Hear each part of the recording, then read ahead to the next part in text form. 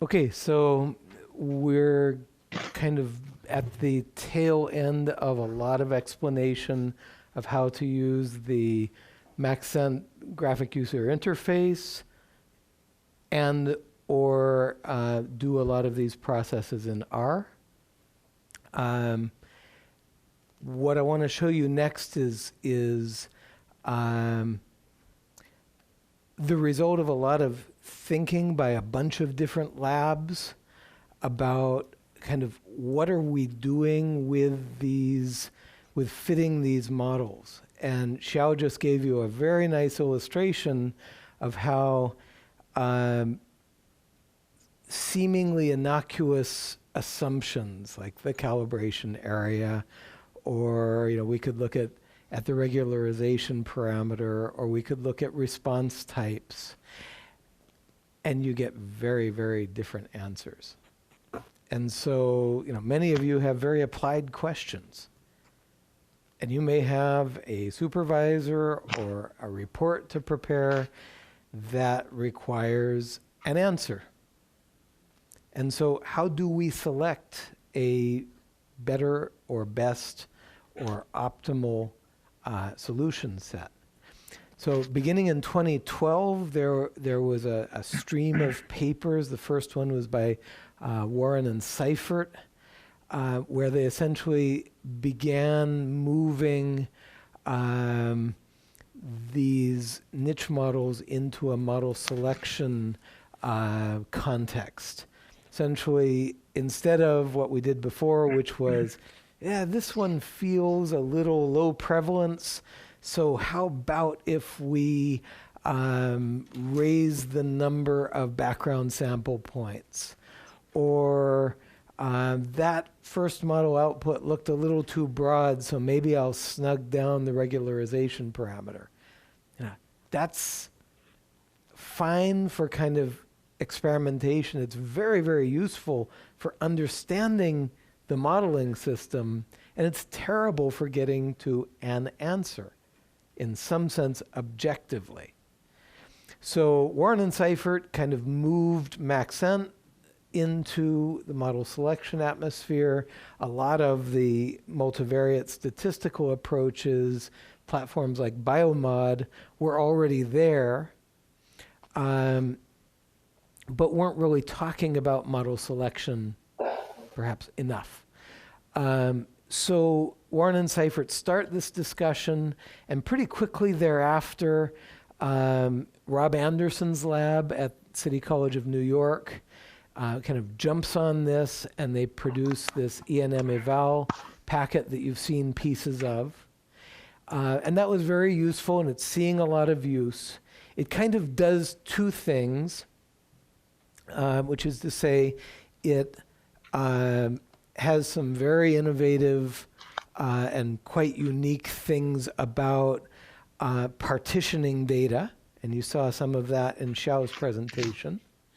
But then it also essentially enables this model selection, and it allows you to look at values of the regularization parameter and the response types.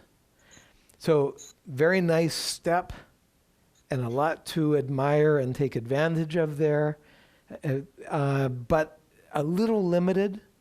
Now, some of these parameters, things like the default prevalence, they really don't matter because they're all about translating those raw probabilities into logistic probabilities. And so they don't really affect the relationships between individual probability values. They just stretch and scale them differently. Okay? So we're really focused on the parameters that make a genuine difference in your model output. So Marlon Cobos, who's a doctoral student of mine from Ecuador, Marlon, believe it or not, has been in my lab for a total of 8 months, and has start to finish completed this and another project or two. So he is treated with a little bit of reverence and maybe even a little bit of fear around the lab. He's actually a nice guy, except when we're playing ping pong. And the closest I've come to beating him is 19-21. So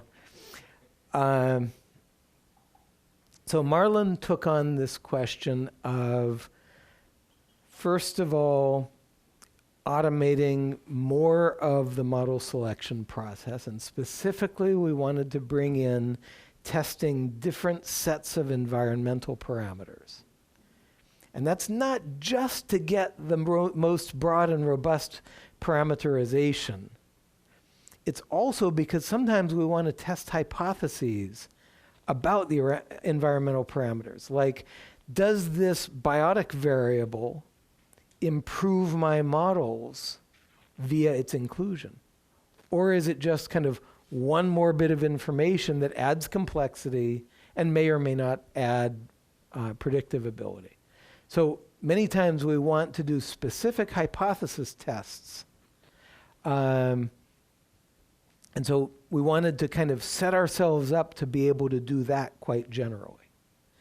So Marlon has set up essentially a program that does that. He's set up some processing down into the optimal set of models. So I'm very happy if you just give me a table of characteristics of all of the candidate models and let me sort through them. But we've set up some kind of pre-programmed selection steps and filter orders. And so we have that. And then to add to it, he's also set it up to take the optimal model or models, calibrate them or fit them again, and project to all of the future or past or other continent or whatever you might wish to do.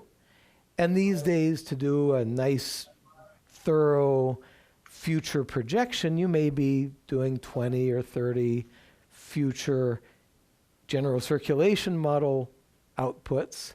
And so it gets to be a huge amount of work. He's also implemented kind of final model testing using partial rock, and he's also implemented the MOP metrics, which Mona kind of tangentially mentioned, but it's this checking environmental novelty. So this packet has grown quite a bit. Marlon, if it's okay with you, I'd like to focus on the model selection elements of it. And we've got kind of about an hour to deal with this.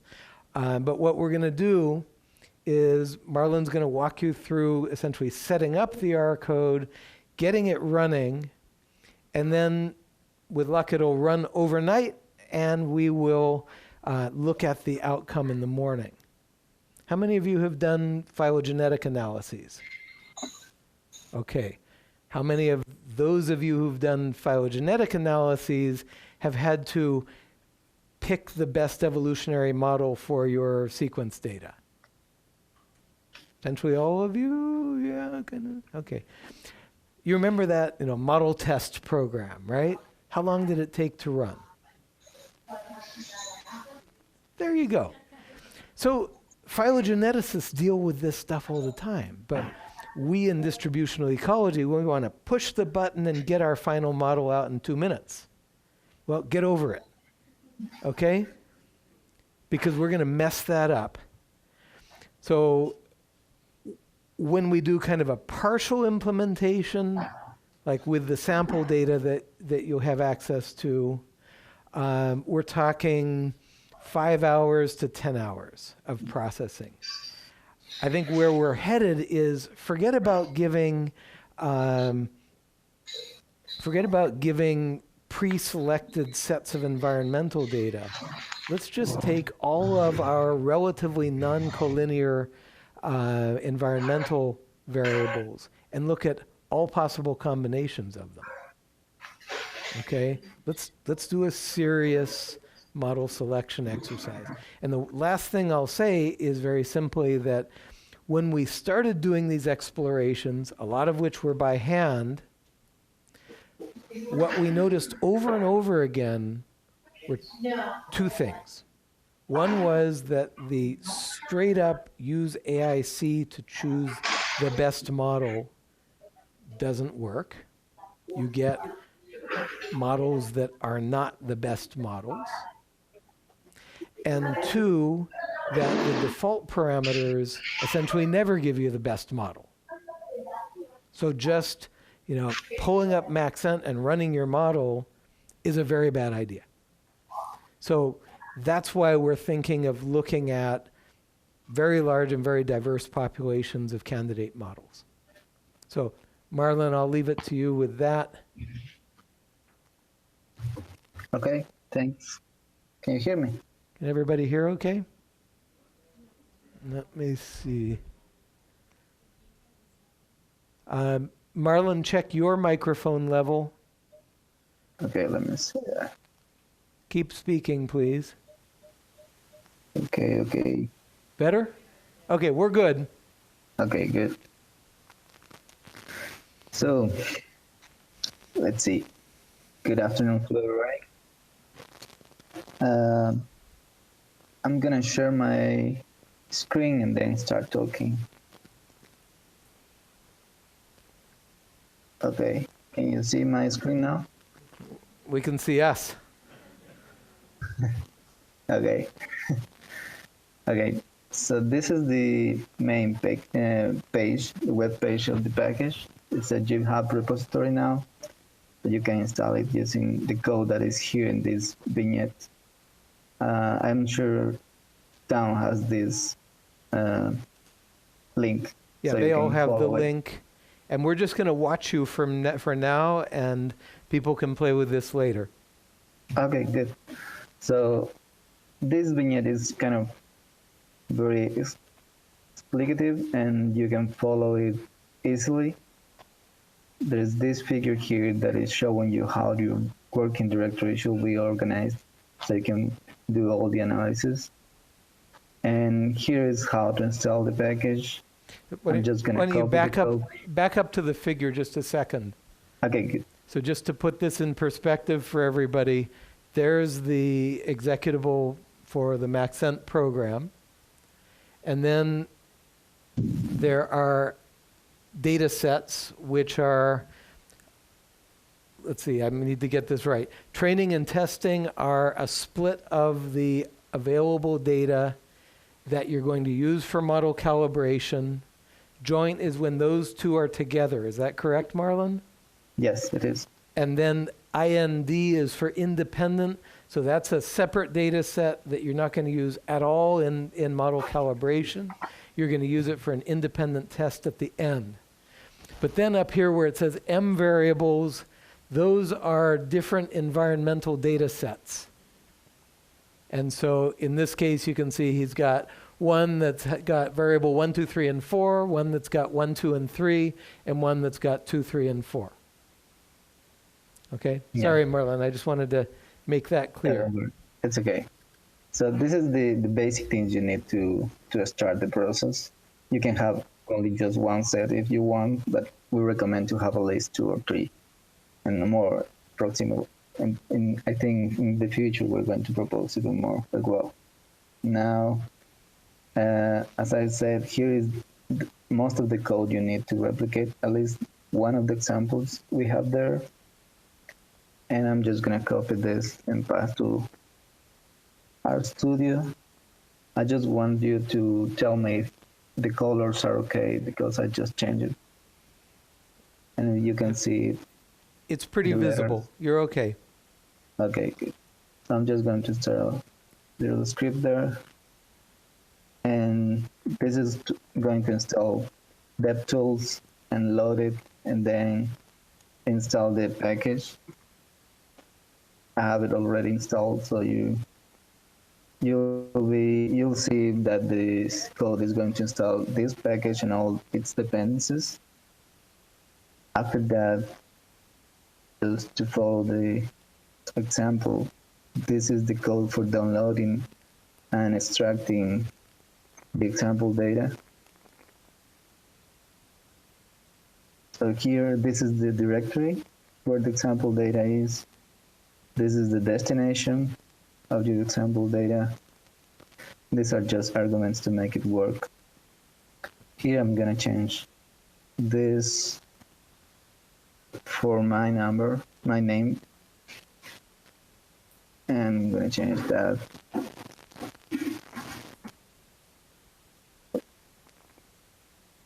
for my username. Of course, it's not the same in Mac or in Windows, so you should just make sure your working directory is correct. And I replace all this, and I'm just gonna add here another folder because I'm running the example already, just to show you how it is at the end. And create that folder here.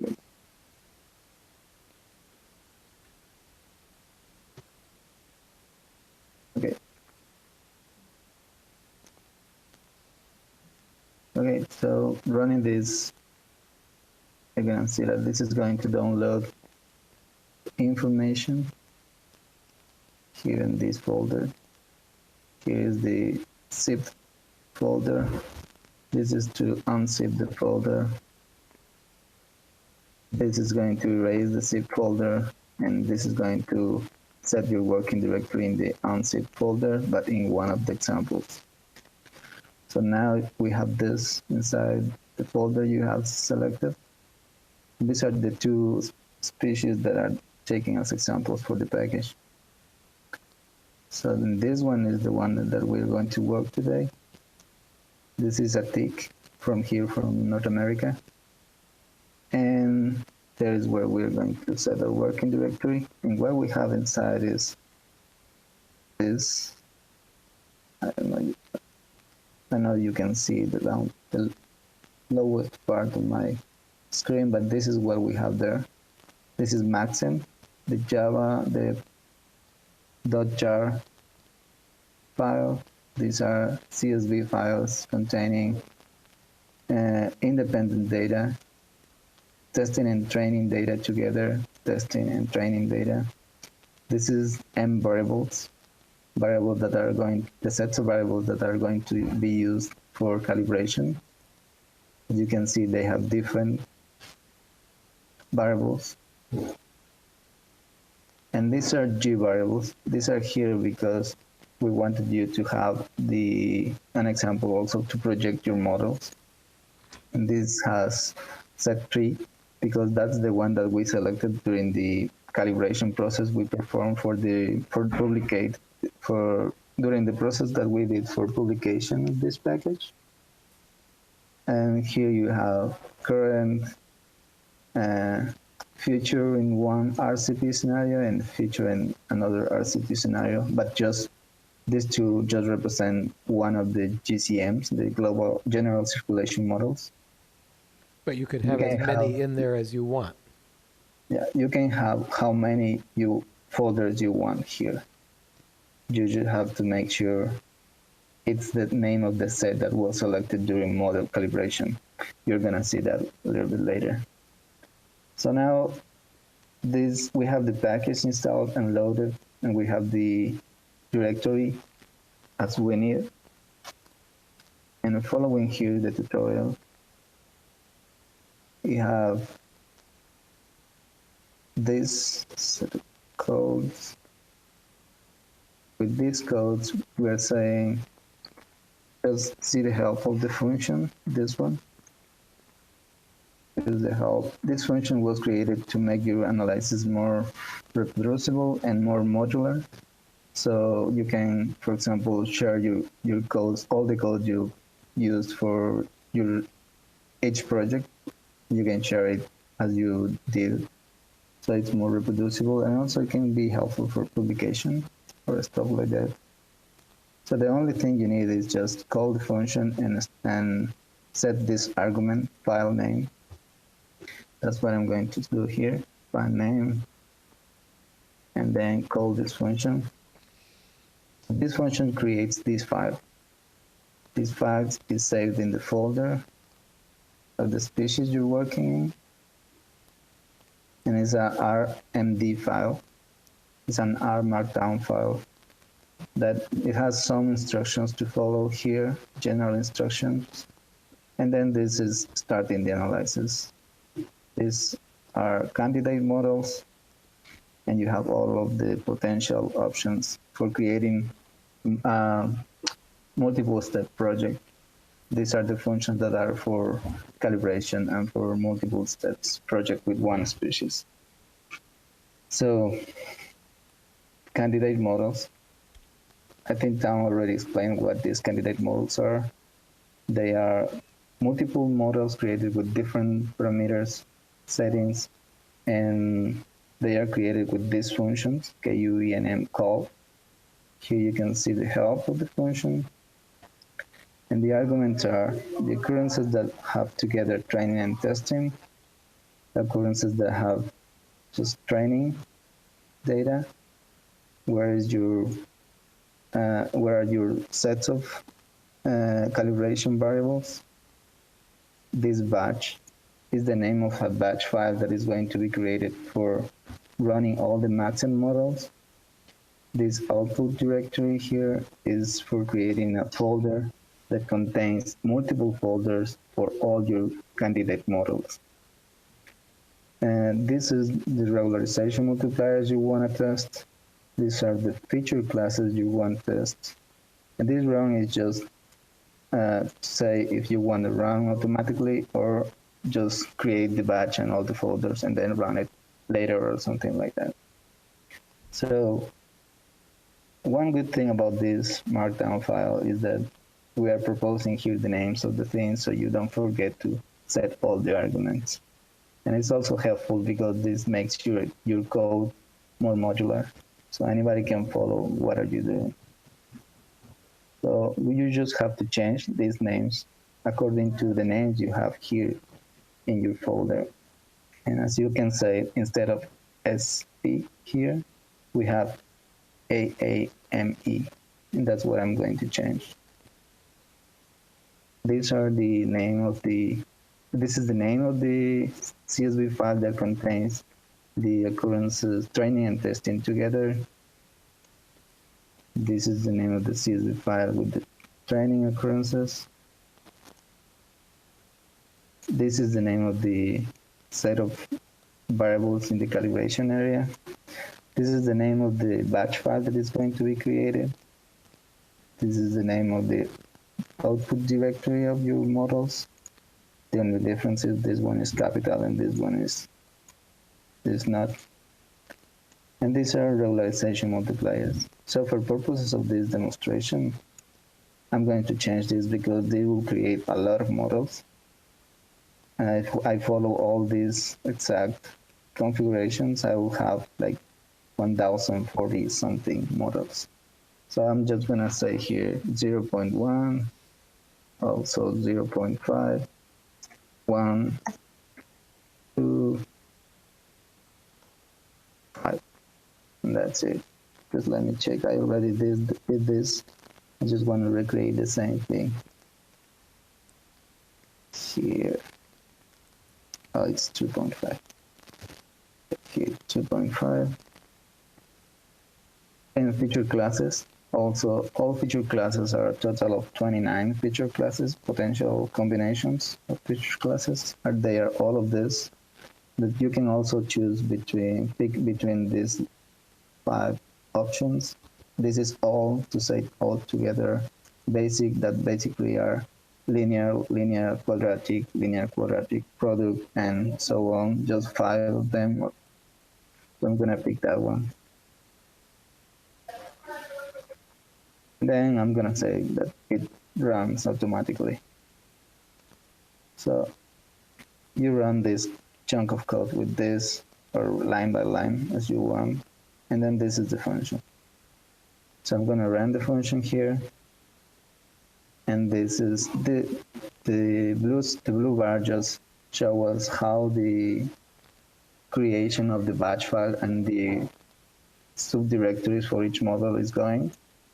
So now we have here in our working directory this folder, candidate models, and this batch file. This batch file is the one that is been running in this window, and it's creating all the models. So if you come here, you have this, and this is your models already being created. It takes a few seconds for each model, depending on the resolution of your variables and how many data you have.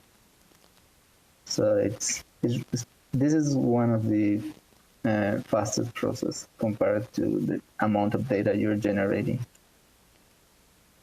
So after that, you can continue with the evaluation and selection of best models. One thing I have to tell you is that here Maxent is working, not R.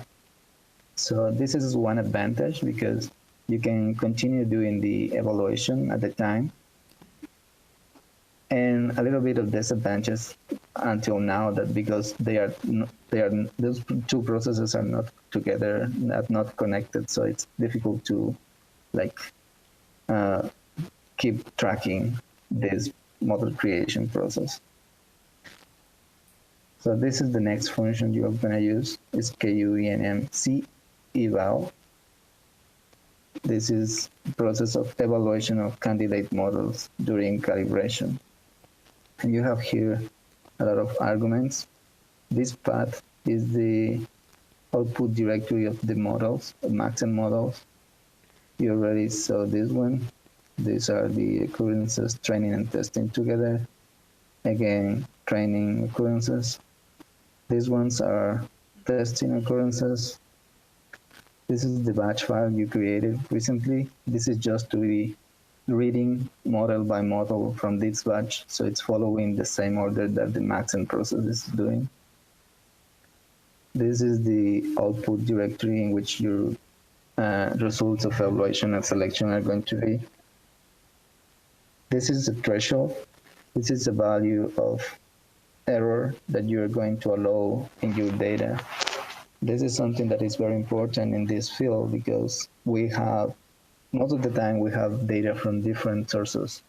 So if you know all the sources and if you're sure about your data, you may define an error that is below 5, for example. But if you don't have certainty about your data, you may want to change it to a bigger value.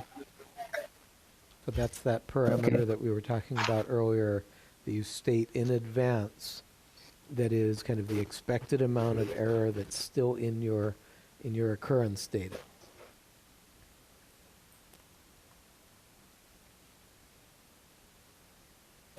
You finished? Yep. Okay. No, the things See the kind of respect you get in my lab. Sorry.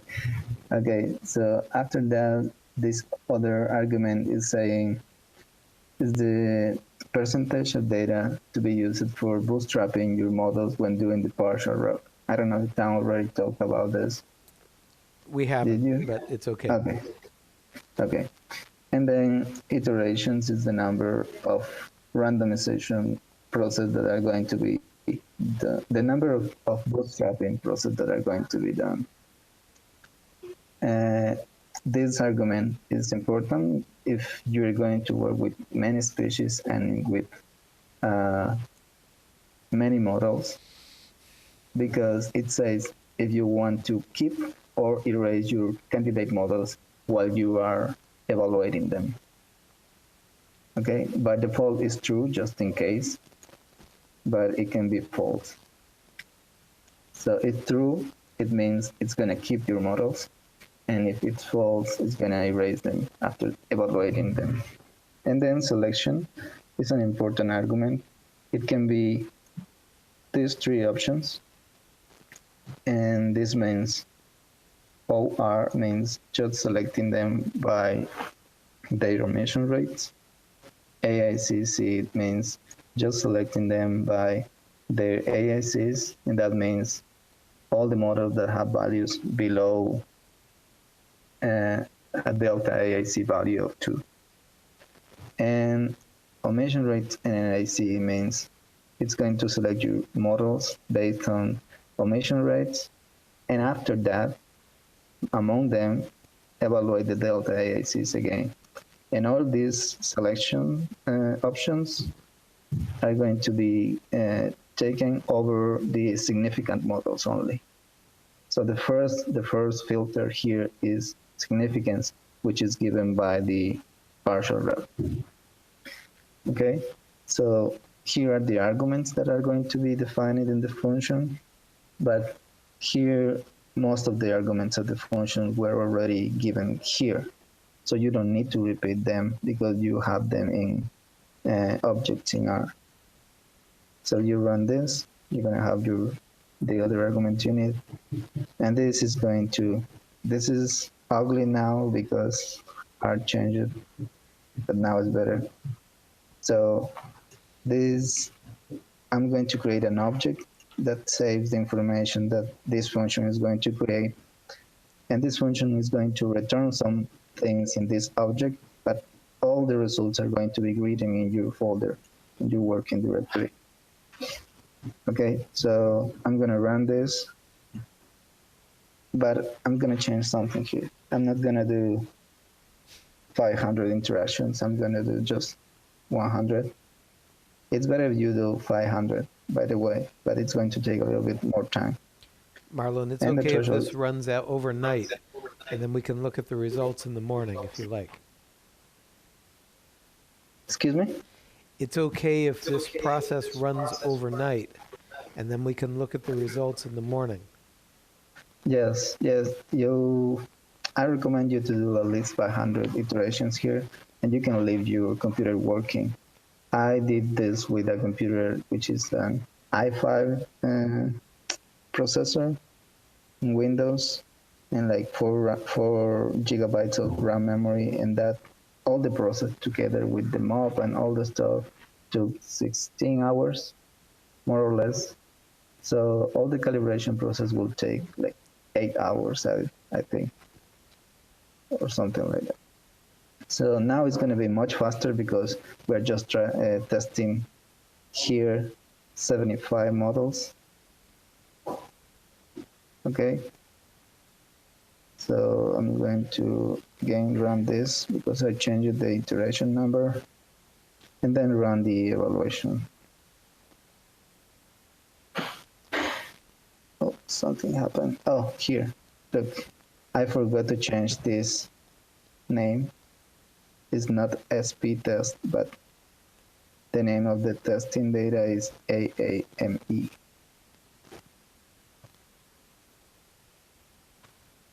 Okay, so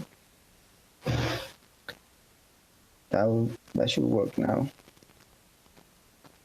So here you're gonna have this showing you the advancing of the function. This may take, as I said, some time, but it's not that much now because we have a few models, not too many. Until that is done, I want just to show you this here, the candidate models folder. It has all of these folders. And as you can see, it says it's 150. That's because these models here that with this all at the end mean that they are created with the complete set of occurrences. And these here are created just with calibration occurrences, with the training occurrences. Why is that?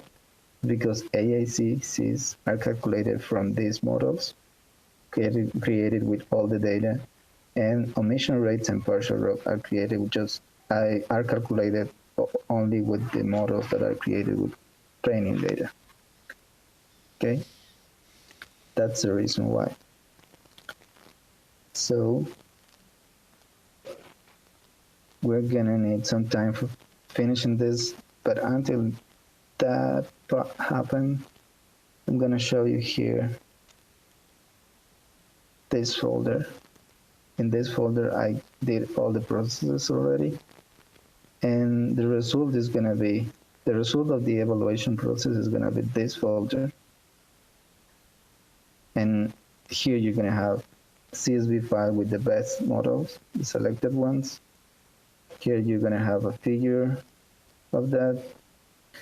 And all the results from the calibration process is going to be a big table with all the results of the evaluation. This one that is like a summary of all the evaluation process, and this, which is very helpful for further interpretations, is this file.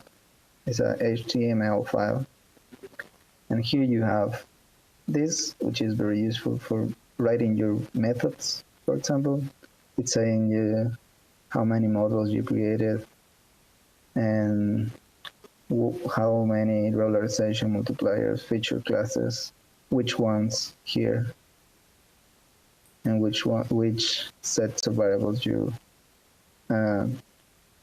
selected during tested during the process. This is the summary statistics of the process.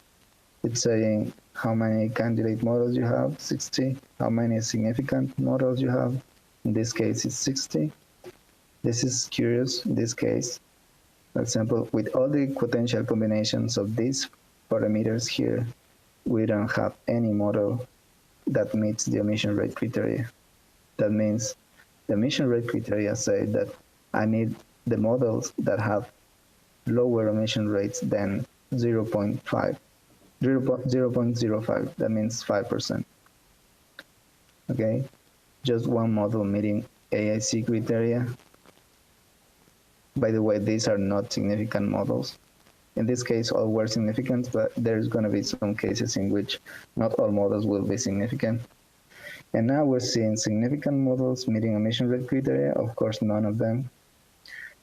Significant models meeting ASC criteria, one of them. And significant models meeting omission rate criteria and AICC criteria, 0, of course, because none of them meets this criteria, the omission rate. But after that, since none of the models met the omission rate criteria, what we did was, okay, if none of them is below 5, or the omission rate you have selected, let's take the ones that have a smaller, lowest omission rates, and among them select the ones that have lowest delta AACs. And this is the model which is the best candidate in this case. It's significant. Here is where you can see significance. This one is very close to the omission rate criteria, is 0.056. And the delta AIC recalculated among the candidate models is 0, and none of the others were close to this one enough to be selected. So this is a graphic that is created by the package as well. And you have here all the distributions of your models, all the candidate models in this color. Non-significant models will appear if you have in red. And this triangle is the selected model. As you can see, there were other models with lowest AICs, but since none of them met the omission rate criteria, we just selected the ones that have the lowest ones, the lowest omission rate criteria, and just among them, we, let me make this bigger. Just among these models here, the ones that have lowest omission rate criteria, we again recalculate delta AICs.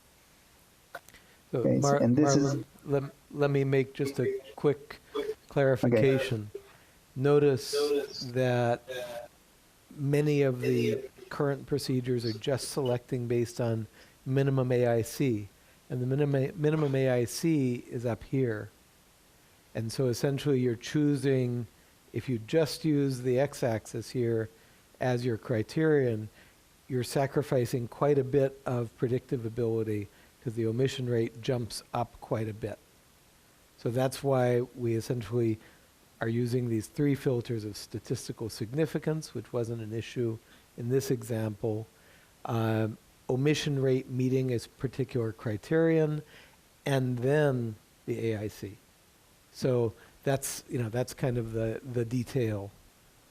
Yeah, just to show you an example of how omission rate and significance are important. Also, let me show you this here. This figure here. So look how many non-significant models we had here. Most of them weren't significant. And that's because this species is a Wallacean species. This is a species which is almost occupying all the available environment it has. But thanks to it's not in very cold environments in the island, this species is, and that's why we could get some significant and some good emission rate models. And so this is why this is important, because sometimes look, this will be the lowest AAC model, that this model is not only non-significant, but also it has like almost 20% of emission rate. Okay. So after this, we have our best models, our best parameters that create the best candidate model. I don't know if you want to finish this and see these results, but I can continue doing the next step if you want, just describing it. Well, let's see if there are any questions here in the room. This is pretty mind-blowing. So one of the scenes of model selection, of what I've heard, is that if you throw a bunch of, model selection is useful when you throw competing hypotheses that mean something biological, but not so much when you are trying to select variables among those models. So basically, it's a question. I'm trying to understand how this works. But basically, is this like using a breadth function to try all possible combinations and then get the most parsimonious model? So essentially, Marlon, I don't know if you could hear the question. Not very well. Okay, Juan Andres is asking the question of, is this something that we would use to choose amongst a small number of alternative hypotheses as far as parameters, or is this something where we're just throwing huge numbers of combinations out and seeing which ones float to the top? And I think the answer is it can be either. And one of the neatest things about this is this possibility of proposing particular sets of environmental variables. And so remember we talked about the Eltonian noise hypothesis, right? Whether biotic parameters enter or not in optimal models. Do they add enough that it's worth having the additional complexity? And you can very easily set up, 5 environmental data packets that lack the biotic variables and 5 that are exactly the same plus the biotic variables. So you can do that hypothesis testing, which we've until now done by hand, and it's greatly facilitated. But then in the other sense, you can also just scan across a huge number of combinations of parameters kind of much more quickly and conveniently than was possible. In fact, I have a doctoral student that a couple people here know, Ben Freeman, who had just completed a big model selection exercise for some rare mammals in West Africa. And he had been, Marlon, maybe 2 months working on that calibration effort. And yeah, probably. And now, with this package, he's able to explore that parameter space in a couple days. So it kind of allows you to do both.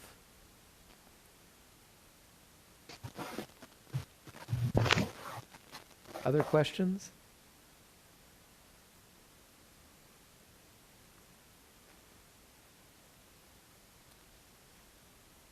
How are we doing on progress with that job, Marlon? Yeah, it's almost there. We're getting there.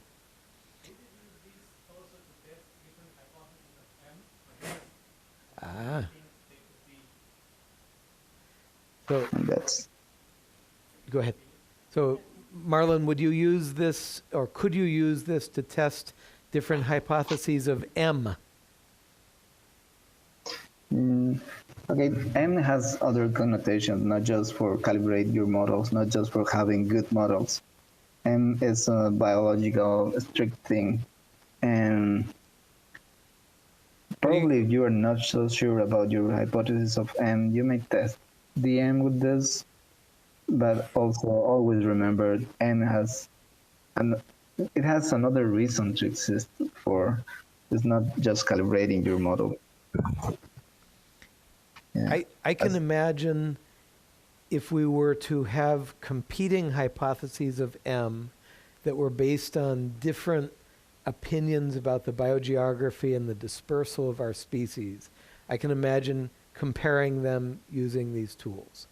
But Marlon, you're perfectly correct. We shouldn't just throw, kind of all possible M's at this and let it choose, because as I said just an hour ago, sometimes the correct M hypothesis will give you kind of lower evaluation statistics. Yeah. So is Marlon, I not think so you're ready easy. to take your comprehensive exams. I don't think so.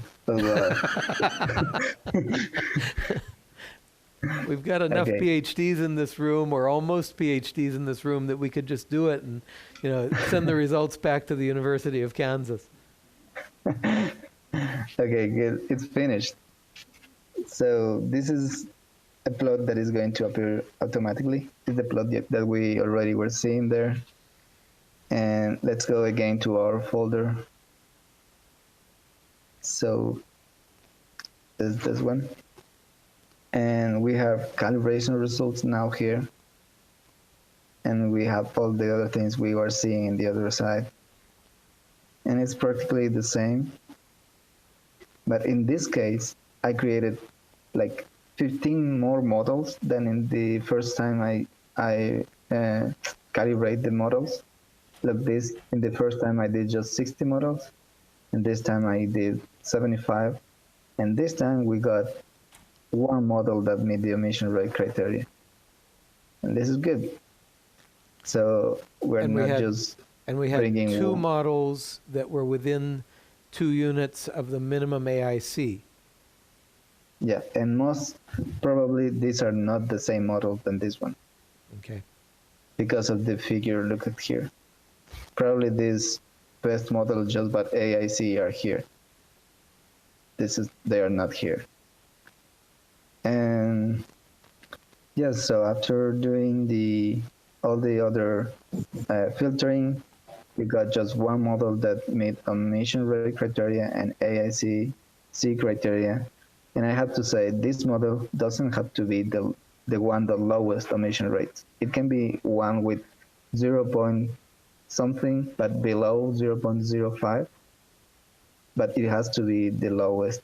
It has to have the lowest AIC among those models that are lower, that have lowest emission rates. And this is the one. So we have here a model with regularization multiplier of 0.1, linear quadratic product features, and it has the third set of variables. This is good, So because this is that- the set we have in G variables. That's really neat, because set 3 was the really simple environmental space. It only had, I don't remember, 4 or 5 dimensions. Set Yeah, let 1 me had show you. like 15. And so what we've got is a fairly simple environmental data set. We've got a very low regularization parameter, which means a lot of complexity generated by that, and then kind of a middle of the road set of response types. And one of the things that I've been very excited to see in looking at a lot of these results of this package is we're able to see this kind of balance of different kinds of complexity. One kind of complexity comes from the regularization parameter kind of snugging the response surfaces down on the data, fitting it more tightly. Another comes from having a very highly dimensional environmental space. And another comes from having more and more complex response types. And so we've kind of got 3 dimensions of complexity. And what we've seen in some of these exercises is that sometimes you'll get optimal candidate models that come from different balances of those types of complexity. So you might have more response types and a simpler environmental space, or a more complex environmental space and simpler response types. So that's been very interesting to see these kind of trade-offs in complexity. Yeah, that's very cool actually. So if you notice the difference here, this is the model that we created before. I created before. It has different configurations here, different parameterizations here, and it's more complex in sets in the variables because it picked the first set of variables, which is like 11 variables. It's simpler in features because it's just linear, and it's kind of simpler as well in regularization multiplier. Okay, so that's the difference of having more or less candidate models. We just got 75 here, and we got a model that meet all the criteria. And here we performed 60 models, but none of them met the 3 criteria. So since we have these results, we can also check this object that was created with the function. This object has, it's a list that has the summary of the results, the best models, and all models. You can also check those things here. I really recommend you to see the HTML output because it's really helpful for interpretations. And that's it. That's model calibration, the complete process, calibration and selection of best models. So should I continue with final models creation time? Instead of running things, why don't you just give them a quick overview of the other things that are in the package so far? Okay, so after that, you know which parameters create your best model. So just go with this function. This function is going to allow you to define these arguments. Again, join occurrences. I recommend you to use, for example, after selecting your best candidate models, your best parameters, use the complete set of variables to create your final models. Sometimes it's good, sometimes it's the same thing when you select the training and testing randomly. Then you have to define again the variables in M. You're going to define the output of the evaluation, which is important because from this folder is where the package is going to read the best model CSV file, and then it's going to choose all the arguments it needs. It creates again a batch file. And this is one important thing. This function here can create how many best models you want or you have. It's not, for example, in this case, we got just one, but it's not going to be like that all the time. We can have here 4 models that meet the 3 criteria. And that's okay because it's not just one parameterization that creates the best model in the real life. And that's good because it's adding more variability to our projections, and this is good for representing uncertainties. So here you can define how many replicates, what type of replicates we want to do, if we want the jackknife or not, the output directory of the final models, the output format of the final models. It can be logistic, log, cumulative, or row. If you want to project or not your model, this is important if you have feature scenarios. The G folder, which is this one, which is where your projection variables are.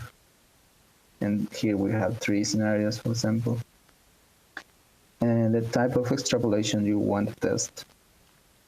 This is important because it's not always so easy just to say, just extrapolate freely or extrapolate but with clamping, at least in Maxent, or no extrapolation. This is also an important decision to make during modeling. This is if you want to write the mesh, which is a similarity layer, if you want to or not to write the clamp, if you want to run it. And this is one important as well, arguments. And these arguments come from the help of Maxent. Maxent has a help file, not a file, it's just the help of the program, in which you have here at the end this table of all the codes you're running when you're running Maxent. So you can check here one of these things and see if you need or not do these things. For example, this is one that I enjoy now. This is saying if you want to create output grids for all your replicates or only for the medians and the general statistic models of your final model. And I'm going to say output grids equals false because I don't want those replicates. I'm just going to run it for fun. I know what Tom said, but I'm going to run it. You see the respect that you get in my lab. I'm going to just do 3 replicates this time. So if you run it, this is how Maxent is going to run again in this CMD visualization. And here is the folder with the final models. And here are 3 folders with 3 different extrapolation types because I define it like that. You can just pick one of them, but I recommend you to do the 3, and so you can see what is the implication or extrapolate or not in your models. So this is just going to create the models here. And this has already created these projections. It should be almost done with this. I just want to show you this one. But let's continue seeing here what else we have. So this is always showing you some messages about what you just did and where are your outputs. Then here you have the final model evaluation. Tom already talked with you about this. It's just taking the independent data and with those data evaluate your final models and see if they pass the criteria of formation rate and partial rate. And that's like the final evaluation of your models. And the last thing that is implemented here directly is the mob analysis for this process with your Y species. And this is really nice because Maxent creates a similarity layer, which is like, I was just doing something like that here. And it creates a similarity layer. Where is it? Here. Right, this will be something like this. The mass will be something like this. It's saying the blue areas say where the variables in the future or in your projection area are more similar to your variables in M, and the red is where they are like more different. And what's the mess in the Maxent does? Here we have the which is the mobility-oriented parity analysis, and it's for example, models created here. They can be projected to all the world. But not in all the world we can make assumptions or we can interpret the results. For example, in this area, we can have a strict extrapolation, which is this black color here. Look here.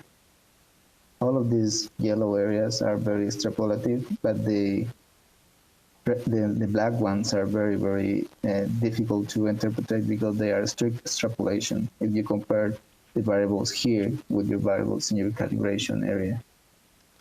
So, the models are done. I'm just going to show you here in ArcGIS the results. First, the Maxent output. This is the Maxent output of the final model creation. Here's the calibration area. one of the projections, the other one, and the other one, and the response curves and these things. So that's it. This is the final model. And if you want to see one of the GIS outputs, this is the median of the current projection to the world.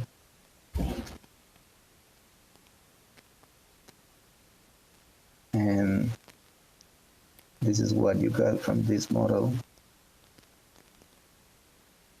Yeah, is what I was showing you there. But as I told you, we calibrate the models here. We don't know if these results here are just because of the extrapolative properties of Maxent or the model itself. So that's why the mob is implemented here. And the mob is doing, it's saying where your G variables are, where your M variables are, which one was the set that was selected for being part of your parameters in your final models. How do you want to be called the output folder in which the results are going to be, the percentage of data that is going to be used from the M to be compared with the projection area, and if you want it normalized or not. And then this part just runs the function. And that's it. If you want to see how the final model evaluation works, this is a simple function. Actually, just if I run this and this, it'll take a little bit. It's going to give us the results. So now we have more folders than at the beginning and more things. Here we have already the final model evaluation results. We don't need a graphic for this, it's just this. So it's just, you can see here it's saying this is the model you evaluated, this is the partial rug, and this is the emission rate. When you created the model with all the occurrences, testing and training together, even if you have independent data, you're going to have 0% of emission rate and a very good partial run. So this model was very good actually. And here again some messages about the process of evaluation. This is the MOP analysis is the analysis that is taking a lot of time. So for example, I would recommend you to do this analysis at the same time as the final models are being created, because then if you have a lot of feature projections, for example, you can, and you already know after calibration which set of variables are going to be evaluated, so you can run the final models in Maxent, and then that will leave R free, and then you can run the map analysis at the same time. So that's it. Marlon, let me jump in just a second on MOP. Yep. Mona touched on this earlier, but just so you're clear on what we're talking about, imagine you're calibrating your model in one region, and you want to then transfer that model to the whole world or some other region. So imagine that in environmental space, the calibration conditions look like this, but the transfer regions look like this. And so, you know, the day before I got married 20-some years ago, I had 0 wives. The day after I got married, I had 1 wife. So now, 20 years later, how many wives do I have, right? Stupid extrapolation. So essentially what we try not to do is to do any strict extrapolation. So you only transfer your models to over the range of each environmental variable that was represented in your calibration region. But then even with that, remember we had those really uneven environmental spaces. And we had those big holes and folds and things like that. So even within within the bounds of the variable extremes represented in your calibration area, you can still have sets of conditions, combinations of conditions that are pretty foreign and pretty weird. And so what MOP does is it essentially measures the distance to the nearest part of the reference cloud, the nearest part of the cloud of environments where you calibrated, okay? What MES does is it measures the distance to the centroid of the reference cloud. And so if you have some weird long elongated cloud, a MES value could be a pretty high distance, but still be within that reference cloud and not be extrapolative. So this is kind of one of the very few papers I've written in the last 10 or 15 years about these methods that's actually optimistic. MES gave a very pessimistic view of where you should do these model transfers, whereas MOP gave a much more optimistic view. And MOP essentially is saying, is any part of the reference cloud close to me? I don't care if it's the centroid or one of those long arms, okay? So what Marlon is talking about is essentially, first of all, detecting those areas of strict extrapolation. And those were those black areas that covered part of Ecuador, which is what he cares about, and, for example, most of Africa.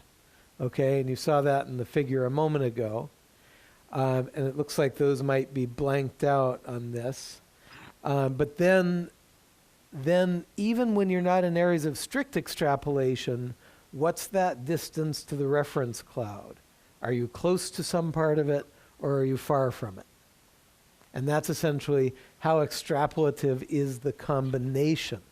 So these black areas, remember the calibration area was some over here in eastern US. These black areas are just too different. Obviously, we don't have desert conditions in eastern North America, right? So those are out of range. But you can see essentially all of North America, except for a bit of the Pacific Northwest and rainforests in Mexico and Central America, they are they're not strictly extrapolative, and they're reasonably close in environmental space to our reference cloud. So that's essentially what MOP is doing, okay? And that's why mopping up Elif's mess was the perfect title of any scientific paper. And if ever any of you meets Jorge Soberon, please say to him, I can't believe you didn't let Town use that title for the MOP paper. He'll know what you're talking about. Okay? Any questions for Marlon?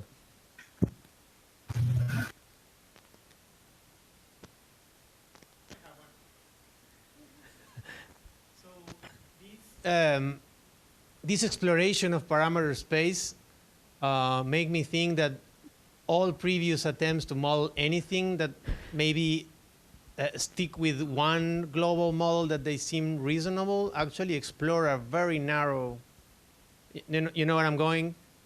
So what does it mean for previous modeling attempts before this selection allow you to really optimize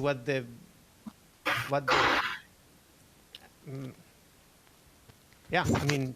Did you hear the question, Marlon? Yes. Oh, well, what I can say is don't be so bad with them. This field is new. This field is learning. The recent theoretical advances that this field have been from the last 12 years or 15 years. Even from 2011 is when people started to think more about theory before doing models. At least most of the people in the world.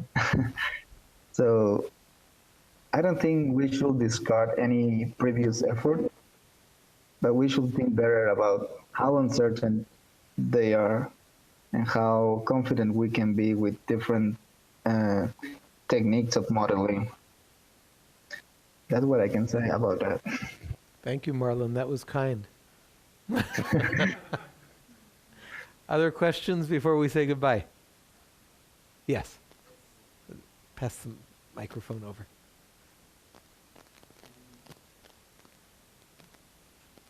Can you think of a situation in where you'd be okay with running just like the regular one model, or every time you're going to run a model, you want to run this comprehensive style model? That I didn't hear well. Okay. Are there situations under which going back to the single candidate model where you just say, I'm going to run this model and not look at hundreds or thousands of candidates? Are there situations where that would be reasonable and merited? I can't think in any situation like that. We need to go further. I don't know if you can think in any situation like that, Tom.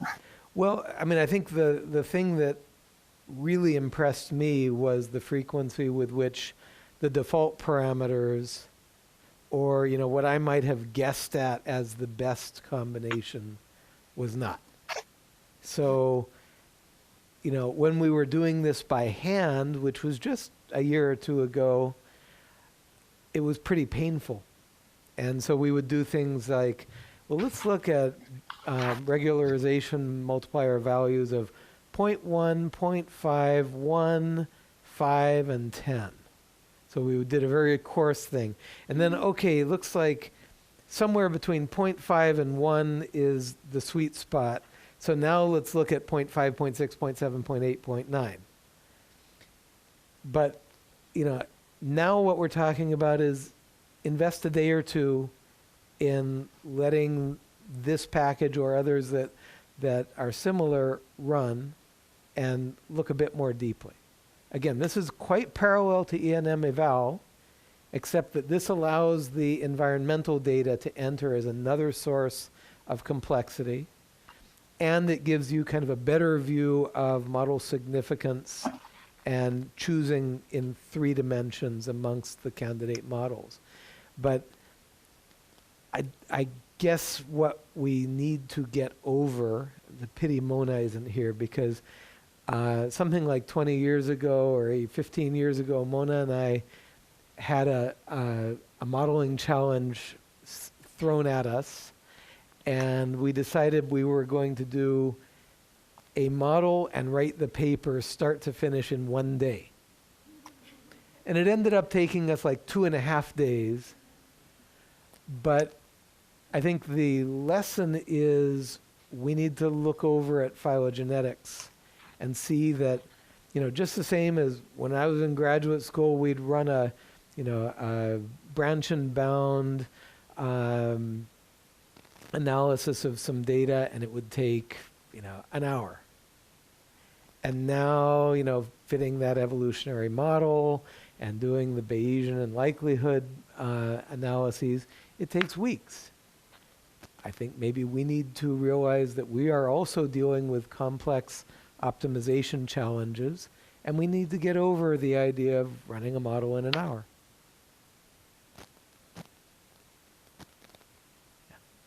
Oh, hold on, let's get the microphone over. Sorry. So when these models come out and you end up with your preferred model, how would that then potentially align with like other model building, like epidemiological models that are based upon a bunch of predictors in the environment? Could they be used to support? I assume they'll be used to support one another.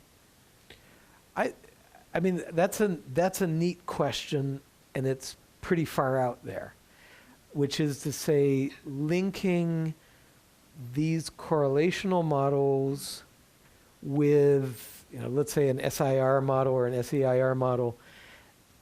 That's really exciting.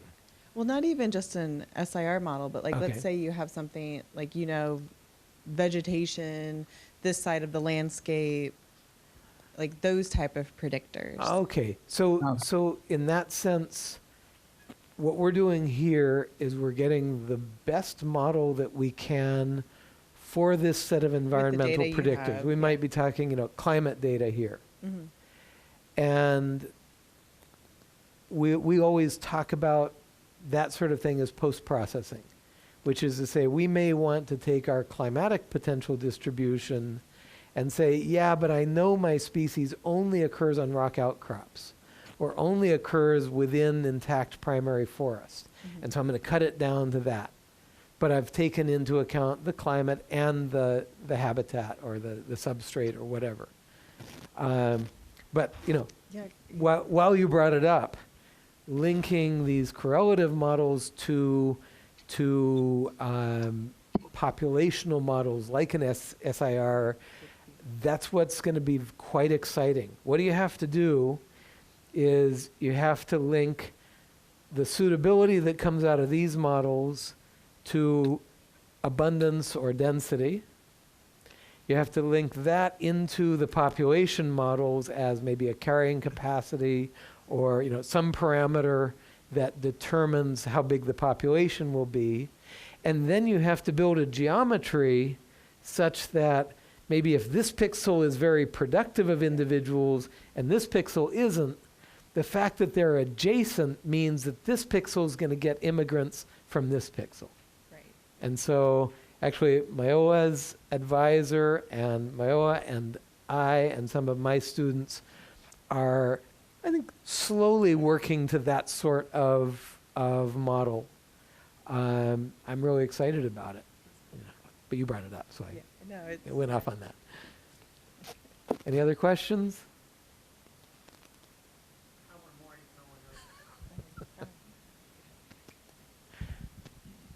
So this wouldn't make any sense for model building, whether you want like an explanatory model or a predictive model. So if you are aiming for model generality, or if you want a specific question for your area, it could matter maybe if you want to get the most parsimonious model, or just stick with the global model that you think is going to be more explanatory. That's if I'm making any sense. I think I see where you're going. Marlon, you chime in if you have thoughts on this too. Yeah. What I would respond very much off the cuff, but I would say that it kind of relates back to your previous question, where do I propose a limited set of candidates or do I just throw everything at it? And again, I'm involved in several projects that are essentially testing explicit hypotheses about the role of particular predictors. And usually it's, do I just need climate, or does throwing in the distribution of the pollinator or the substrate or some other species, does that inform my model enough to make it worth it? So that sounds a lot like an explanatory model. I don't really care if I'm getting the best prediction. I just want to know whether that biotic information improves the prediction and should then be kind of meaningfully thought of as part of the distributional ecology of my species. Whereas in the prediction sense, in a predictive model, I don't care what the inputs are. I just want the best prediction out. So I think maybe your two questions are linked to one another.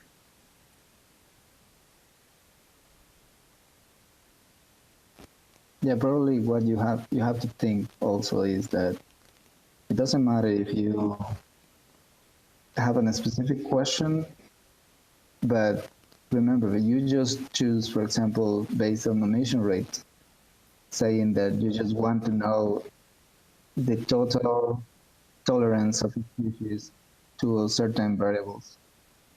You also have to be careful about how good this model is feeding the data. And that's actually what AAC is doing.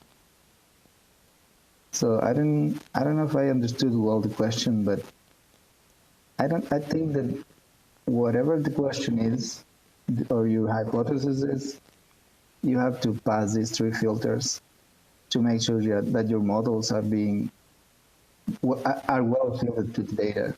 not just having good emission rate, because it may be also the case in which you have zero emission rate, but your model is underfit. Okay. Marlon, thanks a million. Okay, And thank you very much to you too.